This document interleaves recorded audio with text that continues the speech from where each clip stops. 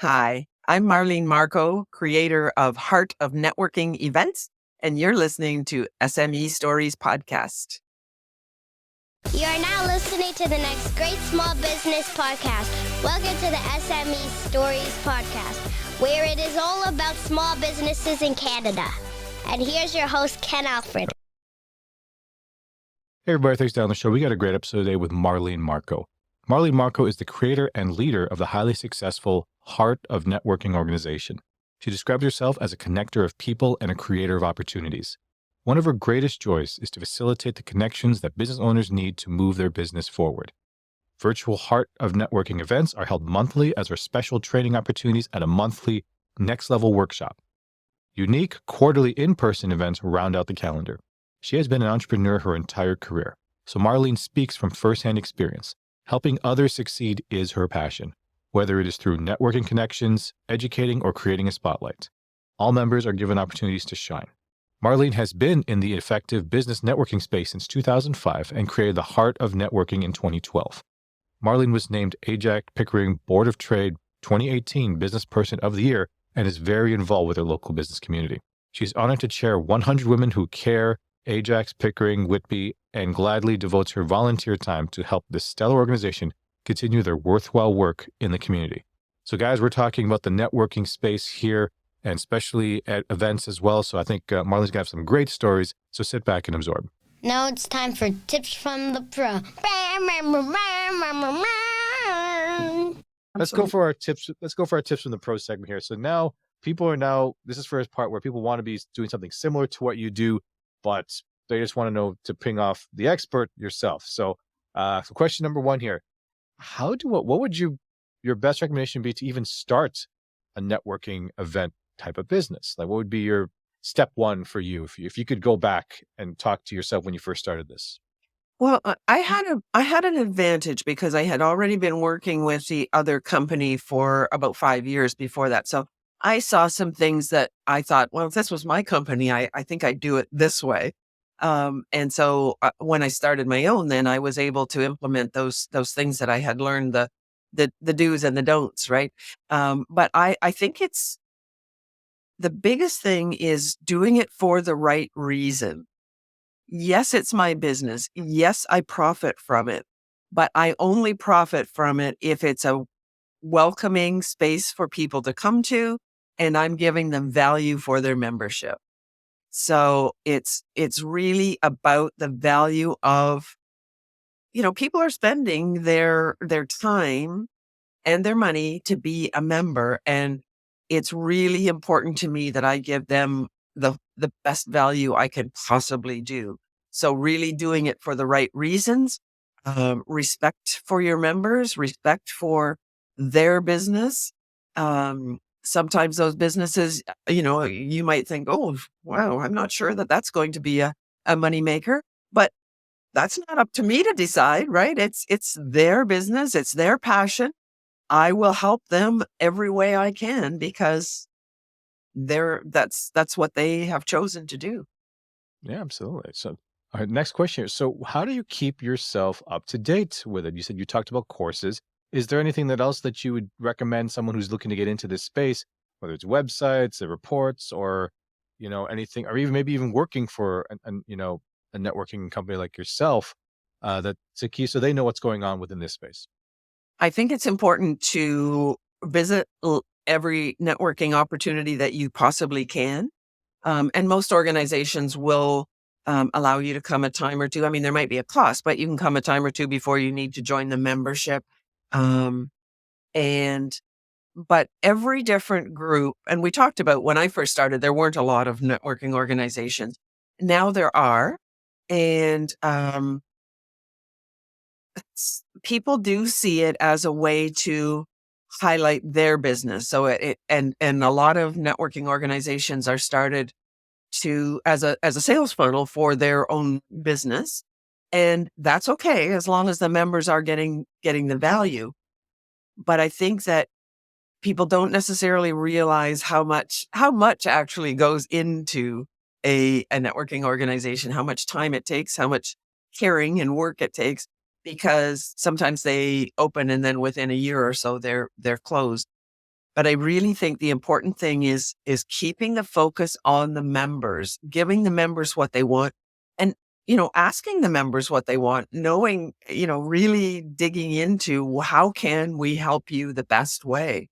I think that's really important. Understanding that it does take time, it does take money, but really visiting all of those different organizations, see what their flavor is, because every group has its own flavor, as I call it. Some are heavier on the just meeting people, meeting people, meeting people. Some like we put in that educational component, and to me, that's an important piece. But just asking people what they want and developing what they want, not so much what you want. Hopefully, you find that common ground where it's what you both want. But um, Yeah. Because it it's looks really fun, right? To people who've seen these events, whether it's we're talking, at least I can only speak of to the in-person event. It looks like wow, it's almost like a company party kind of thing yeah, where everyone's just there, you're eating, you're mingling, no kids around. So you're just literally just seems like you're just chatting with people. So it looks fun. But that, like you said, there's a lot that goes into that, but not even just that, like you said, even the online stuff, because it might be online, might be simple, like, oh yeah, I just need a computer and just webcam here and just, you know, put all these people together. But, there's a lot that goes into it. So that's why we're trying not to make it super complicated, but we also don't want to give the impression that if you just love talking to people, then create your own networking site kind of thing, right. right? Yeah, it's not about finding your next friend, although that people become friends. Yes. But there has to be some strategy to it, and really working to highlight the members.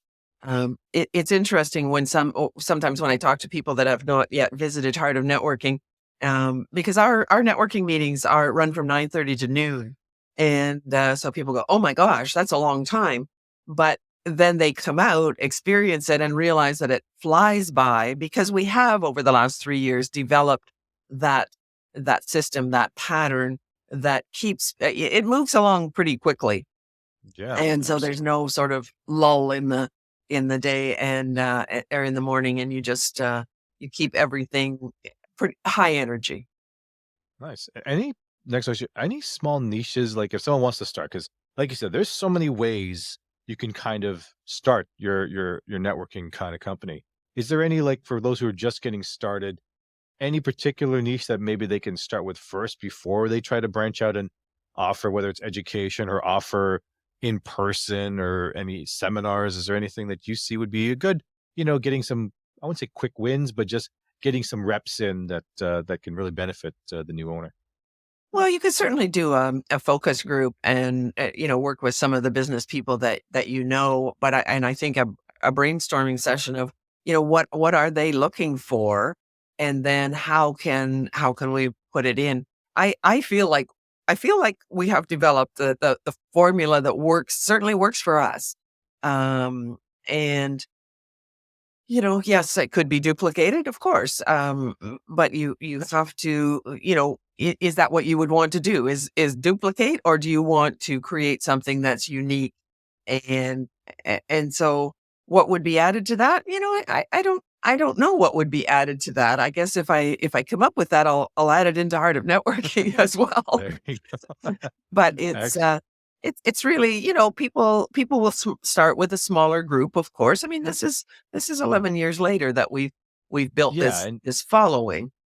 and people shouldn't think that, oh my god, like, oh my god, Marlene's already have over like hundreds of members, and how am I going to get one? Or like, you don't have to start like you said, it took years for you to Yeah. develop the model that works for your business now. So I guess the people is to not rush, right? For as a podcaster like myself, it's like, oh man, I want to be like Joe Roganish, where he's getting like 11 million downloads per episode. I'm like, and I'm having, let's say, only a couple of hundred. I'm like, but that's a couple of hundred people that have heard stories, that have heard my voice. So Yeah. I'm slowly building it from that perspective, and no need to rush it. I mean, now don't get me wrong. If for some reason someone wants to offer me a lot of money to do it, and there's going to be a guaranteed audience, I'd consider it. But at the end of the day, it's more like, am I having fun? Because if I'm not having fun, I'm not going to be doing it, right? And that's the burnout that some owners might have. So, last question I have for you. Oh, so a couple of last questions here before we get to our rapid fire round here. what are the best, I guess, billing practices for like a networking company? Because you talked about you have your memberships and that's obviously paid for by the members. Is there any other revenue streams you use for your business aside from the memberships? We have some of our larger events. For example, in October, we do a full day virtual conference called Reignite, and that's an annual one. So we do have sponsorships available for that. We have a number of companies that sponsor us each year. TD is a big sponsor for us, and so uh, that's additional revenue, of course. Uh, some of the in-person events, if it's a vendor event, for example, then the exhibitors will obviously pay for their space at the table. So there are some additional pieces like that. Okay, good. And last question I have here before we go to our tips from the pro here. Any, I guess, strategy on dealing with, in this case, difficult members? Like, because I'll preface this because I've been to a few like board of trades and I tried doing business with some people, some of these members, and unfortunately, some of these members unfortunately did not perform well.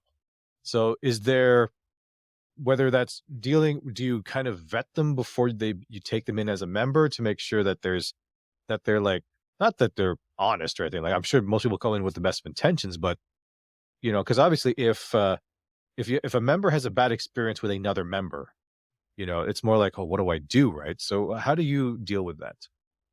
And there've only been a couple of times where I needed to um, take a member aside and have a little chat. And for the most part, they don't realize when they're making a mistake, we'll call it. Um, I don't think I think they feel like they're just doing their job. They don't realize the damage that they're doing at the time. So for example, um, follow up, of course, we know follow up is always important. Oh my God, yes. Yeah. um, and I believe even more so from virtual events. But then on the other hand, we have had some people who followed up a little too much. So, Texting again, every day, or like every maybe 2 day. or 3 times. Um, so it's a matter of taking that person aside and saying, like, this is not good practice. It's not how you win friends. And that's tough. It's tough for me. I'm not big on conflict. And not that that was a conflict. I mean, it was a learning experience, I think, for that person. But as I say, it's really only happened one time majorly and one time sort of minorly over the time that I've been with it. So I think people do learn that. Well, it's building relationships, and it's no different than building a friendship. If you were overbearing, people would back away. And if you're not participating, well, people would think, well, she's not really interested in participating. So, networking for business is really the same feeling that you get back. Yeah, and I think for like I said, one of my stories too, when I first started, like I joined actually the Ajax Pickering Board of Trade actually back many years ago, where I was a mobile detailer. So I would clean people's cars, and I had maybe a couple of people that would help me out. And I remember there was like some people that I met at the event that would promise me to do certain services, but for some reason they just did not perform. They were hard to get a hold of, and to the point where you almost be like, you know what, let's just end this relationship. And it kind of was sad in that respect because I thought, oh man, I met them because I guess some people feel like you've seen those like the homes on homes or those home innovation shows where people get screwed over by a contractor, cost them a lot of money and stuff like that. So I guess what small business owners feel like, well, we met them through a board of trade or a chamber of commerce, so they must be, you know, good people or good owners, right? And then sometimes you run into these bad experiences. And I guess, how do you deal with that to make sure that the people who you're bringing on are not going to screw anybody over, right? Because I'm assuming all it takes is one complaint to you that you're going to be taking action on it, right, Marlene? Hey you, do you need a voiceover? Well, look no farther. Northway Capital Group has your answer. Commercials and explainer videos, AVR and voicemail, health and wellness, corporate training and e-learning, announcements, documentaries and biography.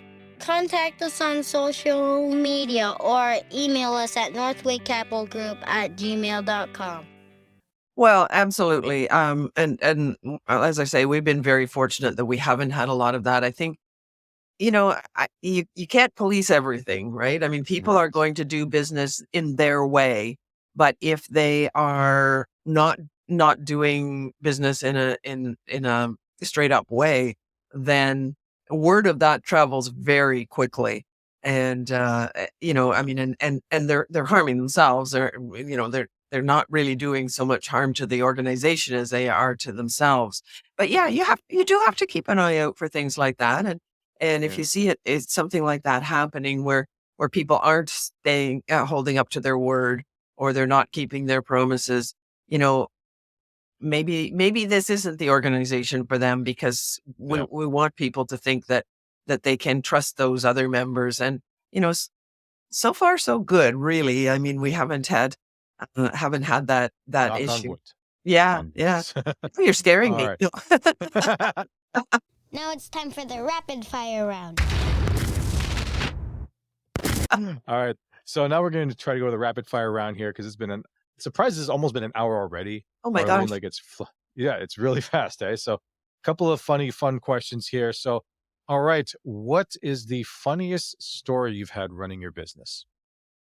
Oh, funniest. Wow. That's a good one. I can give you a funny story from the fashion side of my business, which was prior to the networking side. Um, I used to do home parties for fashion, and I would often choose one of the guests as a model, and they would show the clothes, and more than one guest. So I showed up with all of my rack of clothes one night to a presentation, and there was a lady there who had just had gastric bypass surgery, and she had lost, I don't remember, but a lot of A weight. good amount of weight. And she was very proud of herself, and she wanted to be the model. So that was fine. So off she went into the bedroom, came out stark naked to put the clothes on. That was a showstopper. If I was there, Marley, I'm like, what kind of party is this? I know. I only had that ever happen once, but yikes. Yep. She All was right. proud of her new body. What can I say? Great for her. Good for you, right? Just show that off. I thought she would have just showed it off in like the outfit she was supposed to wear. That's the plan. That was the plan. So that's how it happened. Oh my goodness. All right, next question here. What would the 15-year-old self be thinking you'd be doing now? Well, at 15, what I really wanted to do was be Susie Homemaker. I had a stay-at-home mom. I grew up on a farm, and that's what I wanted to do. I wanted to grow up and be a stay-at-home mom and have family, and that was really what I wanted to do. Wow. Interesting. And it's not like, because I'm like, even though I work from home in many of the cases, sometimes my wife, Mrs. K, thinks I'm like a stay-at-home dad, right? And I'm like, no, I do other things too. But I always joke with her, like, because I do the laundry, I do the cooking, I do the cleaning on the Fridays. So I always joke with her, I'm like, what do you do again, sweetheart, when you come back from the hospital every single day? Because I'm still working my regular job, still doing the podcasting stuff and taking the kids all around. So I feel like I'm doing all my things, but I don't think of it as oh, I'm super great. I'm just being a dad or being Yeah. a parent, responsible Yeah. parent. So it's funny stuff. So, all right, next question here. What is one subscription you cannot live without? Well, to be honest, I just caved and got Netflix. Really? Just now, 2023. Interesting. I'm not a big TV watcher or movie watcher, so but I must say I am enjoying it. So I'm still at the stage where I could live without it. So it would be well, I mean, I guess the typical using my cell phone and all the things that go along with that. But Yeah, no, Netflix is a good one. My thing with Netflix now, we still have a Netflix account, but what I'm not a big fan of now is before the pitch to Netflix to the average consumer was that you can almost binge watch a show, right? You can watch it you don't have to wait the weekly episodic Yeah. television that most people would have. That was the kind of like the benefit of a Netflix. But I noticed over the last few years, they started making TV shows that instead of releasing the whole season, they make it into a episodic television thing, which is like, that was we were trying to get away from, right? Because if you remember before Netflix, when let's say you did watch something, there was always that cliffhanger that was going on. And then you have to wait several weeks before you see what happens for that particular story. Now the binge watching, you're like, okay, yeah, we're good. We can just watch through it. I can watch it over a weekend or whatever. But that's me venting on that one. Well, So, I'm still at the stage where I kind of think those weekly episodic shows are a good thing because there's a built-in hard stop. no commercials And either. and the time doesn't sort of evaporate the way it does with Netflix. That's true. All right. Next question here. If you could have your own sandwich, what is in it and what is it called? Oh my gosh, you have the most interesting questions. It can't all be about business there, Marlene. That's the fun part about this. Well, I like a sandwich with, and I'm not a vegetarian, but I like a sandwich with lots of vegetables in it, and a small amount of the protein. So I don't know what it would be called though. But you got to be specific, though. It's in. So you said we got some mixed vegetables. That could be anything. That could be lettuce. That could be broccoli. Whatever. It's Oh, What peppers. Yeah. peppers? What protein? Uh, oh my gosh. Um, I'm stumping Marlene here today. yeah. Yeah. Oh, let's make it with smoked salmon. How about that? Smoked salmon. Now, last couple of questions related to the sandwich. Condiments and what kind of bread? A whole grain sourdough bread and mayo and mustard. Good quality mayo and mustard, not just grocery store. Yeah, no, absolutely. And you said you couldn't come up with a name for it yet, eh? Uh, You're creative. I mean, Hearts of Networking is a very creative name. So you got to have a name for a sandwich, Marlene. okay, the smoky salmon.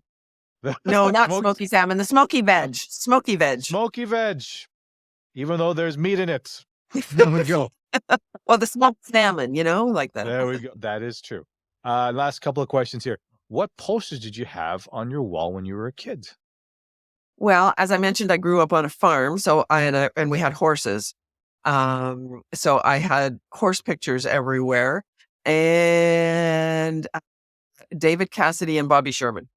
There we go. Partridge Family. I remember David Cassidy. Very nice.